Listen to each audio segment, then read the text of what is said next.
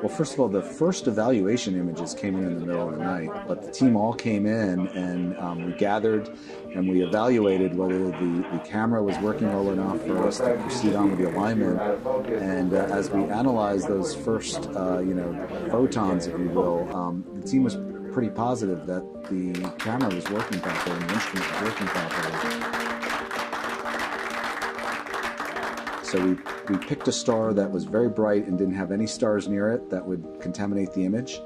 We know that the primary mirror segments aren't aligned, so they actually act like 18 separate telescopes, and we expect to see 18 separate images, one for each mirror, that are a little bit blurry at this point because we haven't aligned or focused anything. And so we pointed at a bright star and we made a mosaic. We actually took the near-infrared camera and we took images in different parts of the sky, and then we looked for the 18 spots from the 18 different telescopes, if you will. And we were very excited to find them. And the 18 spots were actually fairly close to each other. So really everything was very close to what was predicted. We've identified which of the 18 spots is which mirror. At this point, we even know which ones are from the wings. And it turns out one of the wings, you can actually see those 3 spots are a little farther over. And that's sort of what we expected. So we've identified all 18 spots, and the next step is to make an array of them. And then we're ready to start what we call global alignment, which is when each of those 18 spots will start to be aligned and focused. And that's sort of the last step before we take those 18 spots and put them on top of each other to start forming a single star going through the 18 separate telescopes. That's the work that will be starting soon.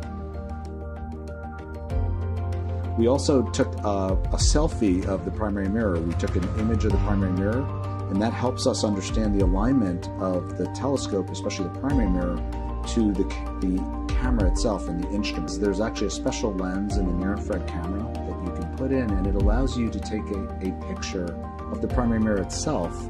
And in this particular case, one of the segments is pointing at a star, so that is the segment that lights up. But you can see the outline through the shadows of all 18 segments, and you also can see the outline of what's inside of the instrument itself, and we can see how well that primary mirror in the telescope is aligned to the instrument. And that gives us some initial confidence that the alignment looks good, and that's a good starting point for doing the alignment of the telescope.